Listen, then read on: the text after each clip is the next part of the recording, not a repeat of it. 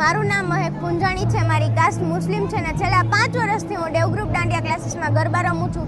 મારી કાસ્ટ મુસ્લિમ હોવા છતાં હું નવરાત્રિ માતાજીનો તહેવાર રમું છું। રંગીલા રાજકોટમાં મુસ્લિમ હિન્દુનું કાંઈ એવું છે નહીં। અમે લોકો ભાઈચારાથી ગરબા રમી છીએ ને આજે ઇન્ડિપેન્ડન્સ ડે કહેવાય છે તો અમે લોકોએ હાથમાં ફ્લેગ રાખીને ગરબા રમ્યા અને જે સંસ્કૃતિ આપણી પાછળ જાય છે એ પ્રમાણથી દેવગ્રુપ દાંડિયા ક્લાસીસે ઘણા એવા નવા સ્ટેપ કાઢ્યા છે જે આપણી પાછળની ગરબી સંસ્કૃતિ એ બધું ભૂલાતું જાય છે એને જાગૃત કરી શકે એવા સ્ટેપ્સ કાઢ્યા છે। નામ દીપક પટેલ છે અને હું રાજકોટમાં છેલ્લા 14 વર્ષથી દેવગ્રુપ દાંડિયા ક્લાસીસના નામે ગરબા ક્લાસીસ ચલાવું છું।